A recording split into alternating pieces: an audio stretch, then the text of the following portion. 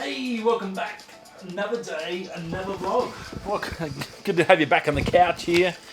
Sorry, there's not much room here. I'm running. I've got to find somewhere to put my boot holder. No shirt on tonight. I'm sweaty. I just come from a run. I haven't run in 3 months since I went home. I just about killed myself. If they find the body, it's not COVID-19. I'm just an old fart. I hope you're well on this Thursday. Yeah, good. It's a good day. A little bit tired. Had a good night last night. Went for a bit of a test run. I want to next Tuesday on shift change is I went through the Cloudy app and there's just zero clouds up here. This looks like the whole week, so it looks awesome for Astro stuff. If you look up Paxuttle Village on Google Maps, you'll see where I am basically in Australia or in WA, the mine site, and you'll see that it's just a big black site. There's a little bit of light, but like nothing like the pollution that we get in big cities, and definitely like what you guys have to deal with in the States and stuff. So pretty lucky in Australia in that regard. So I went and had a look. Milky Way was coming up early. Moon wasn't rising. It's about a half moon till about 11 o'clock last night. It wasn't coming up, so I went out about 9:30. Did a big pano of the Milky Way as it had just started. The galactic center had just come up. Did a big pano of that, and I had a quick look at it and I had to play around for about half an hour. Pretty happy about it, how it came out. Took the 55-200 Canon and me Sigma, my favourite lens, and not too bad. Still a little bit of there. I was shooting over one of the pits which is close by, so there's a bit of light there. So obviously that flooded the bottom level of the picture, but I sort of put a graduated filter over that to sort of slow that down a bit, and it's come up pretty good. I want to do some more playing with it, but it just more testing, looking at where I can shoot for next Tuesday, because I want to try and get a video for you and do another Astro video from up here, because it's a beautiful spot, and I've got some great locations I want to scout around and suss out to get in the foreground. Some beautiful mountains and some atolls and stuff, iron ore sort of little hills and bits and pieces, and there's also that beautiful canyon which I know I can sort of get to as well. So I've got a few options up my sleeve. I'm just trying to I've got till next Tuesday to work out a plan of attack. I'm also, the other video I'll do while I'm up here is I'm going to do a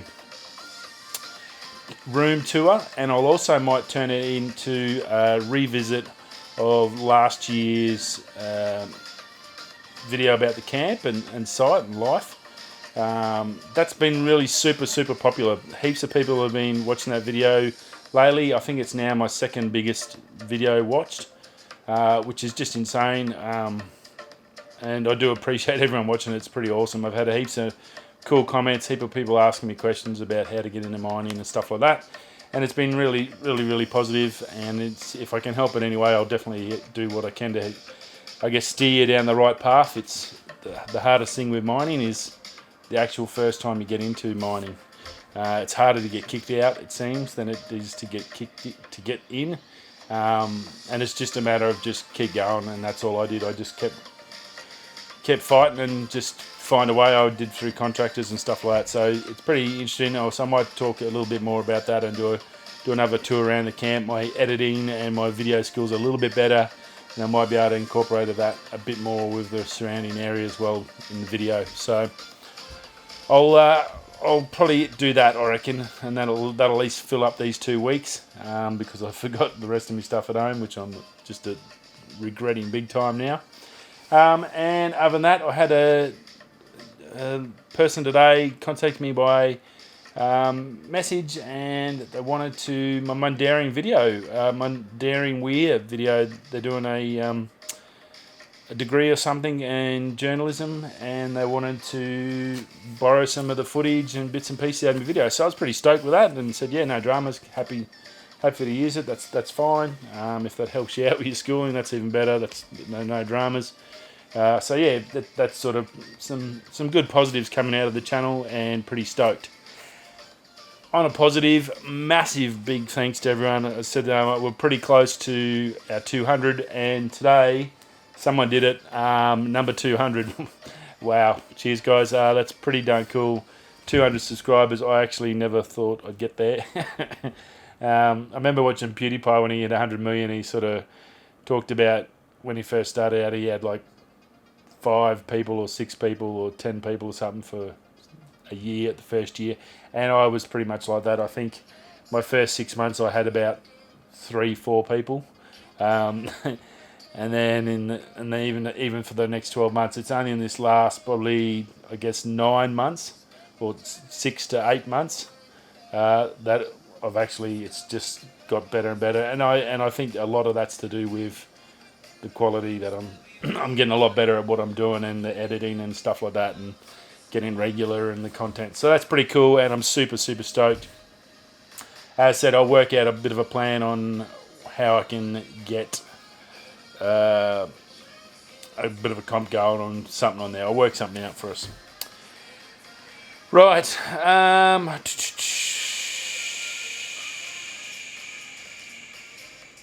Oh yes, right. Now let's get into it. Sorry, just looking through my stuff. I'm still getting over that run. B&H, huge big camera shop in the States. Online presence, huge, massive thing. Has a big presence in New York as well. They've held on as long as they could, and this week they've had to start letting a few people go. Or I can't remember the word he said. Seth was saying today.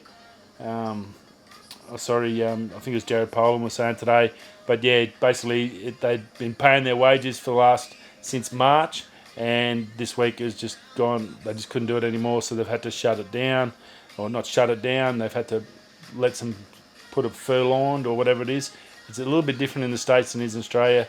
But yeah, look, obviously tough times for everyone at the moment. I don't think it's going to be the last business that has to put some people off and put them onto the dole. I know it's getting worse here in Australia, and we did talk yesterday about India going to 25%. Oh, they're fogging up. 25% unemployment. So India's feeling it as well too. So it's not a uncommon thing now, and it's I'm just hope we can get this turned around as quickly as can to try and get those people back to work, so they don't get stuck in that rut of not having a job. LG is talking about a new phone. It's a swivel display. End of this year, they're talking Q4. Basically, your normal phone, instead of a fold or a flip, this thing swivels around, so it looks like a T, I guess, and then you get a little 4-inch screen down the bottom with your screen horizontal, so I guess you can watch a movie and still be able to type or do stuff. Different form factor. They're obviously trying to find a different avenue and not going directly against Samsung and Motorola with the flips or the folds and stuff like that. So yeah, very interesting. Now Dell has popped out today with a big bit of monster. They directly straight at, I guess, pretty much Apple. Brand new laptops in the XPS range. Probably the one I'm going to talk about. They do have a new 15-inch, which is a super popular one from them, and a new 17-inch. They're going to talk a bit about the specs and the stuff on the 17-inch. 17-inch is basically a 17-inch screen in just about the same size as a 15-inch laptop. So it's directly going to go up against the 16-inch MacBook Pro, which I'm buying this month. So that I'm really looking forward to that. That's going to be huge. Another story. And yeah, so huge full aluminium machine body, carbon fiber for the top deck where the keyboard is. Nice keyboard, a really big trackpad now compared to the old 15-inch. It's basically doubled in size, and the same goes for the 15-inch. That's the same size as the 7-inch one, but probably still a little bit smaller than the Apple one, but it's still a big one compared to the old XPS models. A little bit extra weight, but it is capable of running 10th gen Intels. So it's also going to have ability to go up to a NVIDIA RTX 2060 graphics card, which is huge. Better cooling.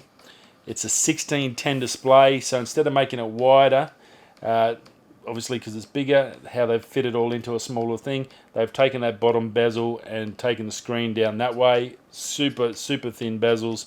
Like Apple, they use the whole screen. There's no more big gap down the bottom like you get with most computers in that 16:9 display. So it's like basically just about a square.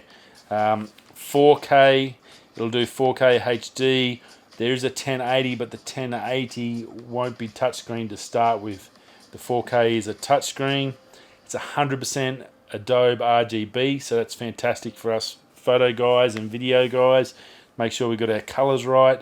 It's got 4 speakers. They did have it on short circuit when they tested it this afternoon. The speakers weren't as good as the Apple 16. You could hear a discernible difference. So the Apple still leads the way with that 6 speaker system. There is 4 speakers in this, and it uses 3D audio, but it clearly wasn't as good as the Apple. i9, it's an i9 chip, up to 64 gigabyte of RAM, up to 2 TB of SSD. Corning Gorilla Glass for the screen as well too. So obviously you can't expand the hard drive or the SSD as far as you can with the 16. They can go up to 8 gig or 8 TB, but that's like an extra. Looked at it for me, $3,500 extra on top of the 2 TB one. So that's just insane and not worth it. I've personally decided I'm going to just go with the 1 TB. I've got a 500 gig, which is just about full.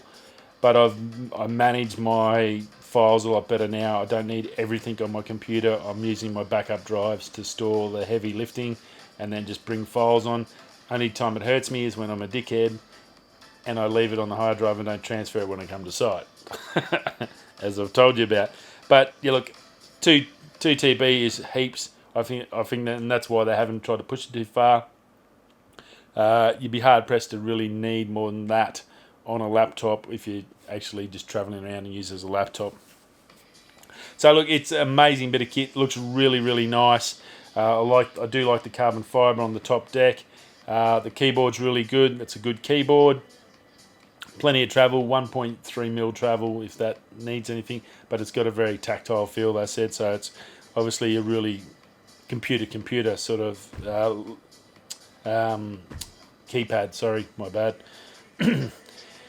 Right, what else have we got? New Zoom. Right, new Zooms is getting smashed by malware, so be careful. We've talked about Zoom and all those other ones. The malware is getting another heap of people got smashed by it, so just be careful that there's attacks coming out there for that.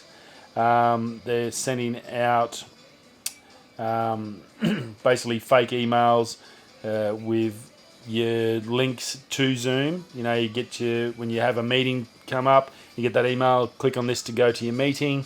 Basically, these are getting sent out. As soon as you click, it's putting malware in and it's destroying the computer and getting all your info. So be aware of that. If you haven't got a meeting planned, don't click on any links.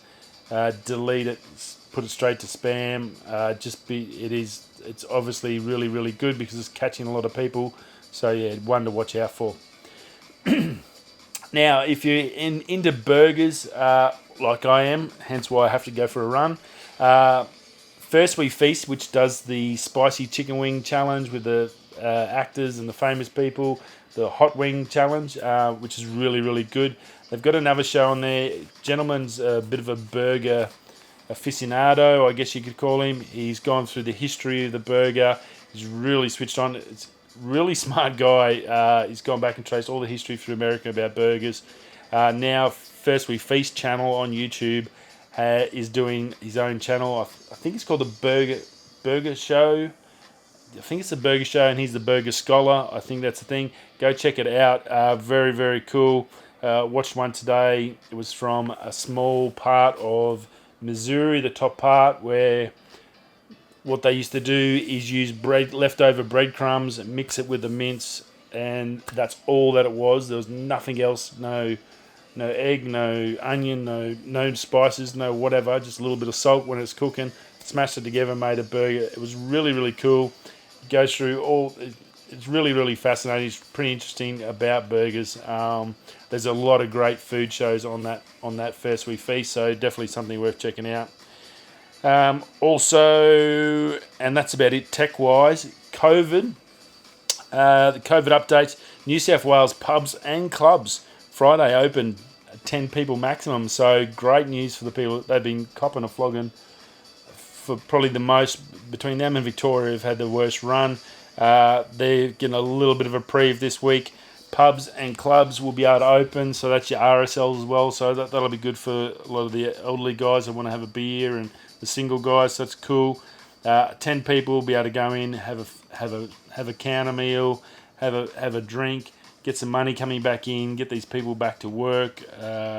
So that's really, really good for the economy for those people as well. So a little bit better there. They've had a good run this week with their figures. I think they've only had like 14 current cases at the moment for the whole state, which is really, really good for the amount of people. So that's good. China. Now, China's been on fire. A couple of things with them I'll finish up on. China is trying to steal the COVID vaccine. So they're hacking all these medical facilities that are researching and trying to find the vaccine for this thing and trying to steal it so they can claim it first, which is, geez, they are absolutely on a tear at the moment. They do not give two shits about anyone. Really, really piss poor. So yeah, pretty average. And also I noticed today, this afternoon, in one of the news reports, I'm not sure, I haven't seen too much on it, just seen a quick email on it. They're threatening Australia with not taking our iron ore if we don't back off the